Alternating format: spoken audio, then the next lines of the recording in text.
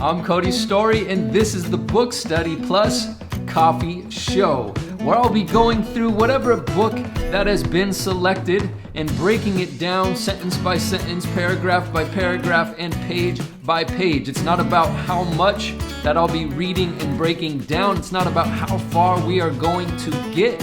I'm just sharing an aspect to how I get started in the morning so I can be more centered, gain more clarity, and go out and be of maximum service. There is no graduation for me. There will be no cap and gown ceremony for me. This is a lifelong process. So this is my first attempt in creating a show like this. I have no idea how it's going to go, but I was like, you know what? Let's just start. Let's hit the go button. Let's just do this.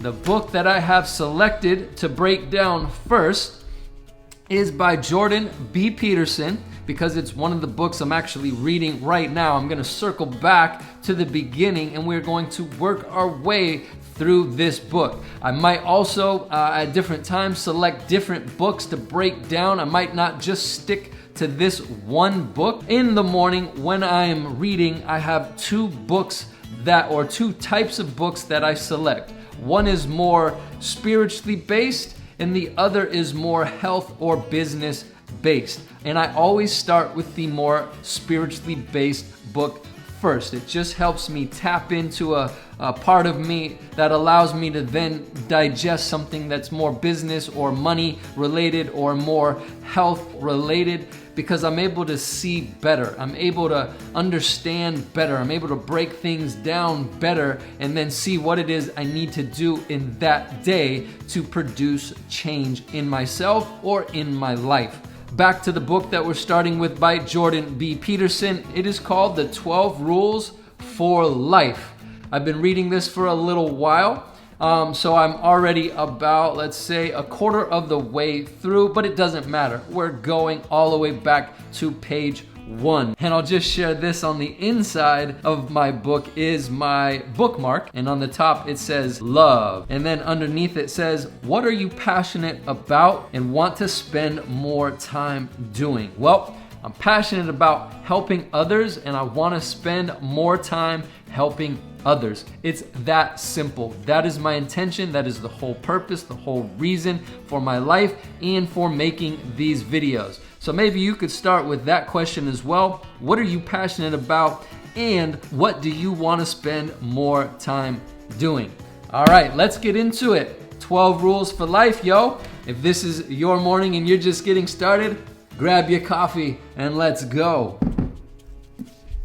I like that dark roast. 12 rules for life, an antidote to chaos. I love that, an antidote for chaos. Life can be extremely chaotic.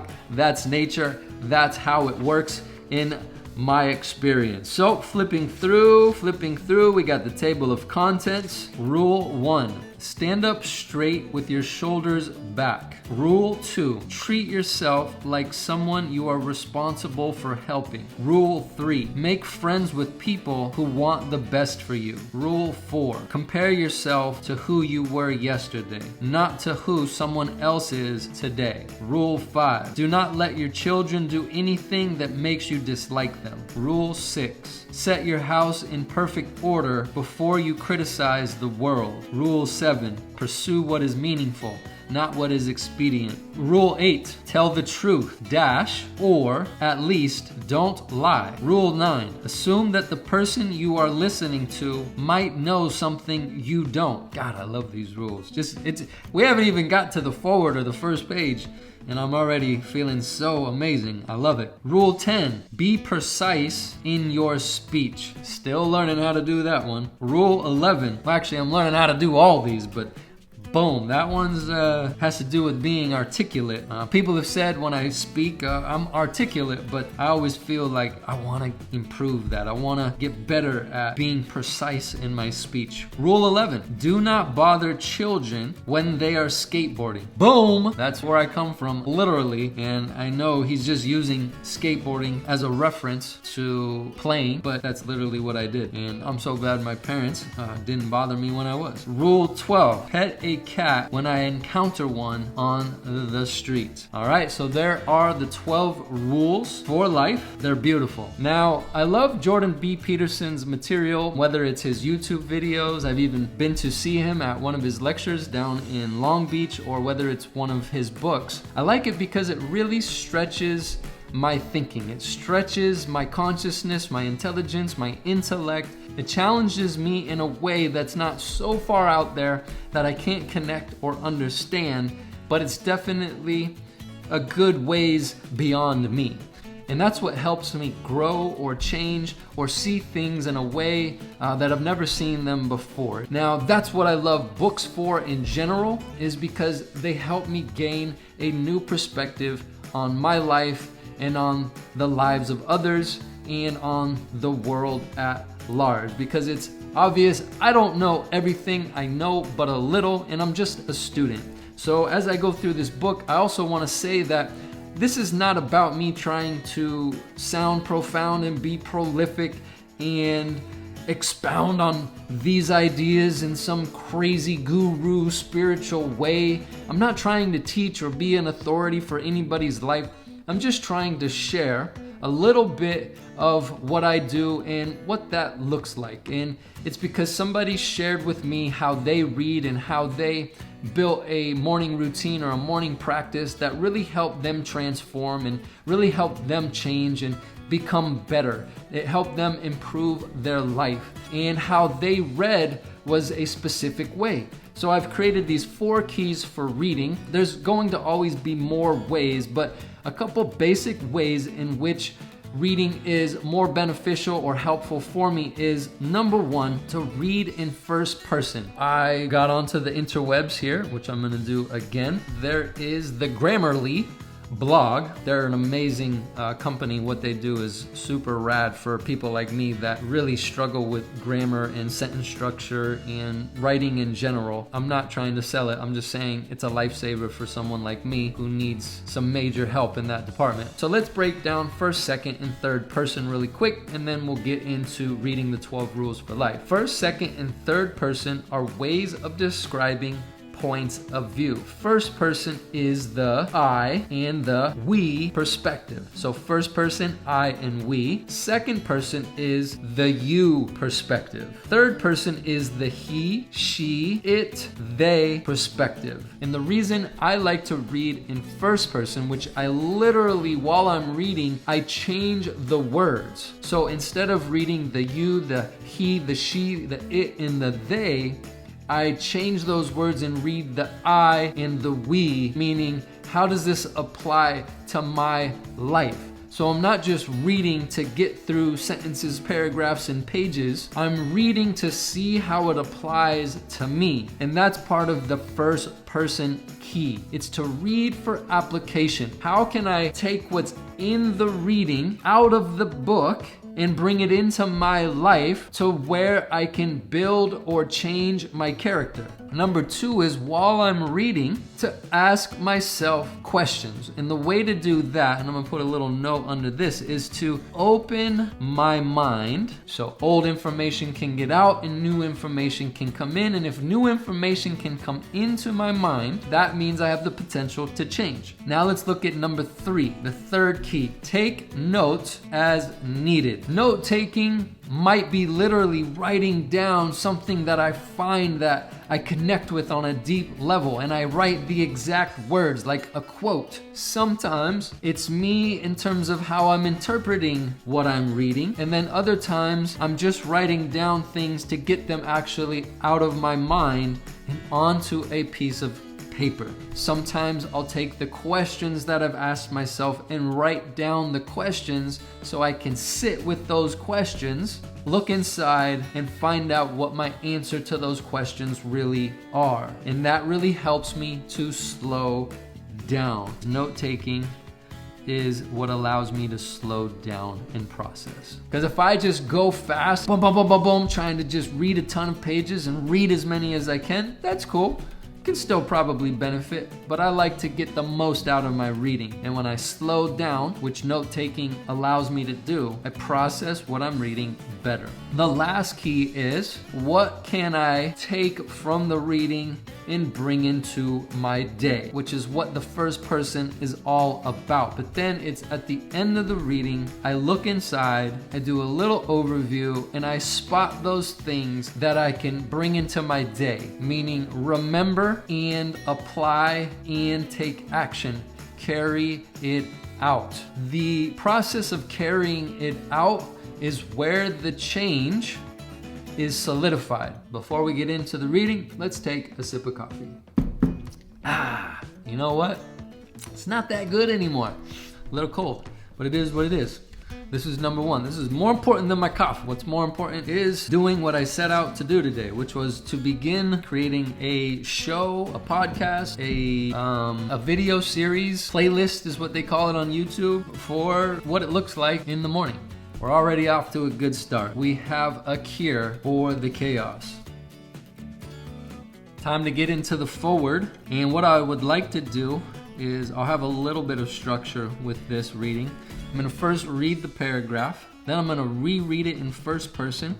I'm either going to move on to the next paragraph or talk a little bit about it and break it down. Or take some notes on it and just share my notes. So let's go. Rules. More rules. Really? Isn't life complicated enough, restricting enough, without abstract rules that don't take our unique individual situations into account? And given that our brains are plastic and all develop differently based on our own life experiences, why even expect that a few rules might be helpful to us all? So now I'm going to reread it in first person. Rules. More rules? Really? Isn't life complicated enough, restricting enough, without abstract rules that don't take my unique individual situations into account? And given that my brain is plastic and develops differently based on my life experiences, why even expect that a few rules might be helpful to me at all?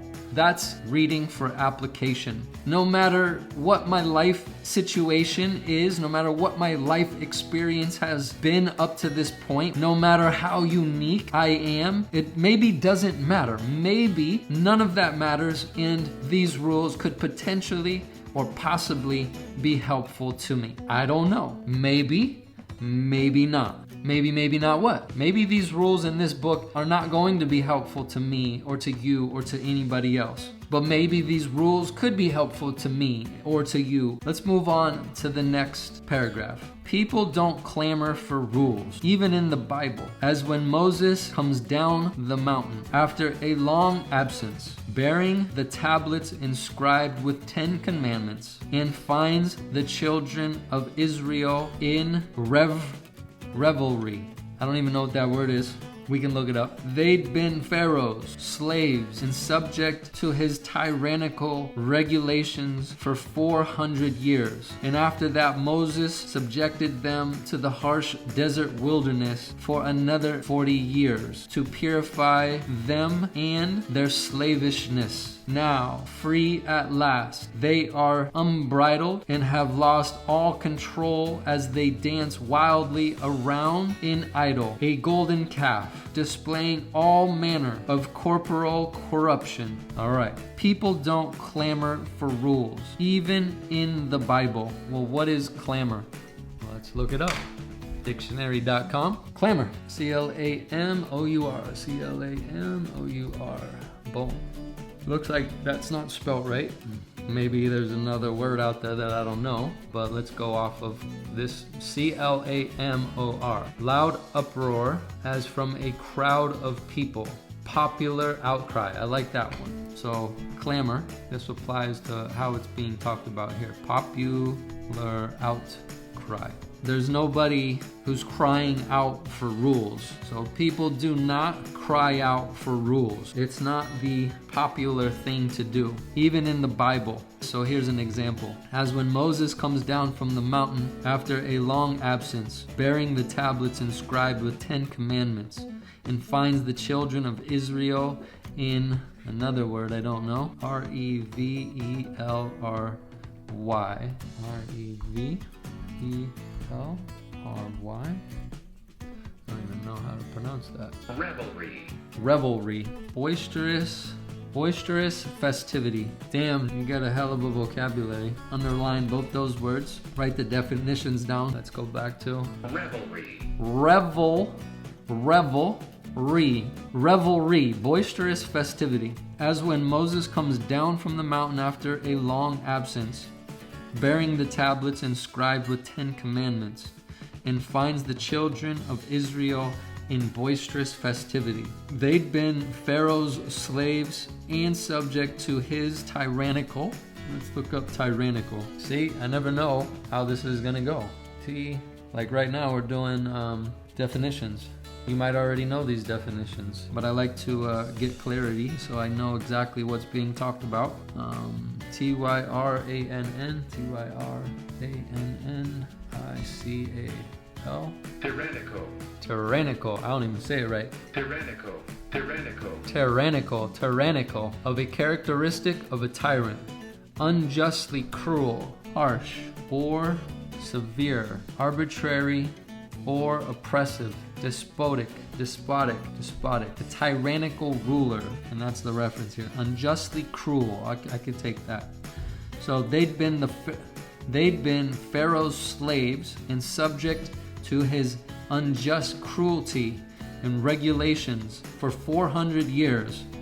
And after that, Moses subjected them to the harsh desert wilderness for another 40 years to purify them of their slavishness. Now free at last, they are unbridled and have lost all control as they dance wildly around an idol, a golden calf, displaying all manner of corporal corruption.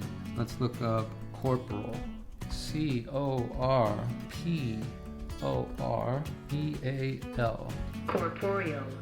Corporeal. Corporeal. The nature of the physical body. Material.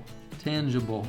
So a golden calf displaying all manner of material corruption. To really understand that paragraph for me, I need to break it down better to where I can start to understand these words that I don't really use in my vocabulary on a daily basis. This is an experience of other people, and he gives this example. Moses comes down the mountain with 10 commandments, and we could call those commandments rules, principles, laws, are not popular, even in the Bible. And they aren't in boisterous festivity, dancing around wildly for these rules or these 10 commandments, which means they have found something more important and more valuable to them than rules. And what is more valuable to them is what they're idolizing, this golden calf. And the golden calf is representative of the material plane, materialism, material corruption.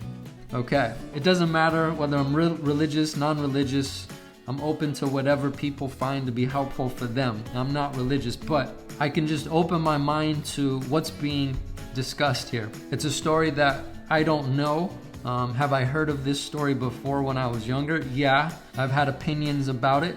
I've had thoughts about it, and it's something that I've never really cared about. But if I can just open my mind and lay aside my preconceived ideas and just try to read and listen to what's being talked about here, I could potentially learn. If I was to boil this paragraph down for me, what I found is it's a description of, or it's describing the nature of humans at large. And what it's discussing is, if I apply this to me, how, yeah, rules might not be popular to me. The untangible might not be popular to me. Laws might not be popular to me. Principles might not be popular to me. But could they become popular to me? And when these untangible rules and laws and principles actually became popular to me was when I crashed and burned, hit rock bottom, and got in enough pain to where my mind could open to things that I already had preconceived ideas about, that closed my mind to where this information that could be potentially helpful couldn't even get in. This describes me in terms of my past and can happen even in this day-to-day, which is I can get distracted. I can get pulled in a different direction. It can pull me away from living a life directed by principles, guided by principles, and I can get lost in this popular materialism. The golden calf, they call it. I can get lost in the worship of big houses, mansions, get lost in becoming a millionaire or a billionaire. Basically, it's Western culture to me. In terms of my upbringing, it was all about the American dream and materialism. And to me, this paragraph is just a reminder of what our culture has become, but can potentially become something different.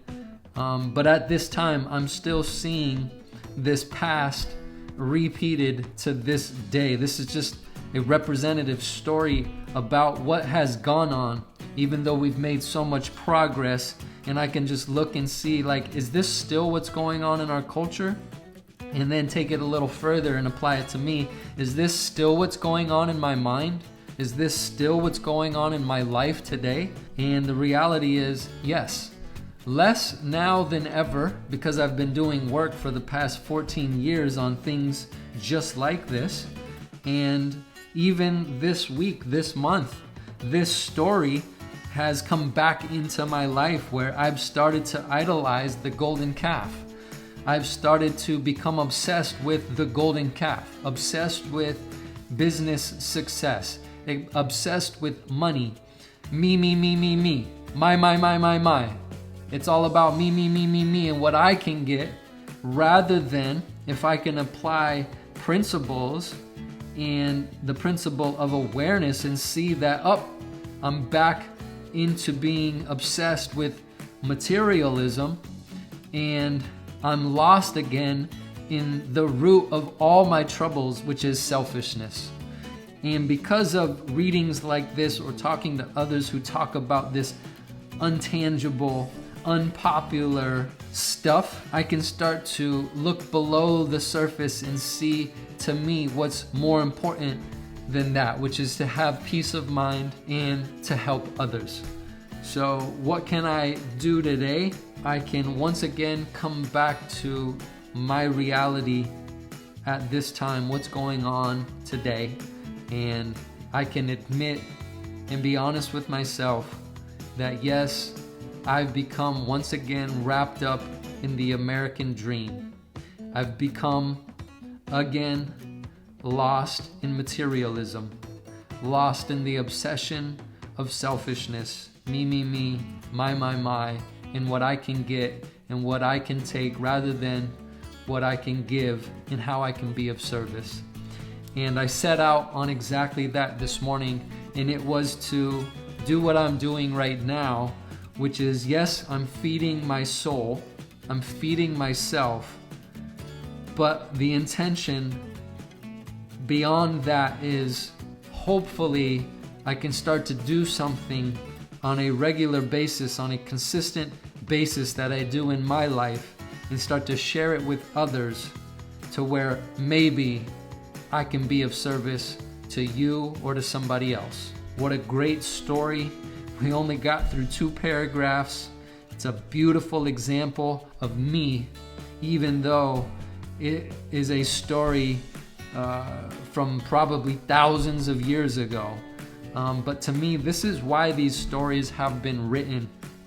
They allow me to go deeper. They allow me to take stock, take inventory. They allow me to go inside and see my thoughts and see how they're affecting me, my life, and the lives of others.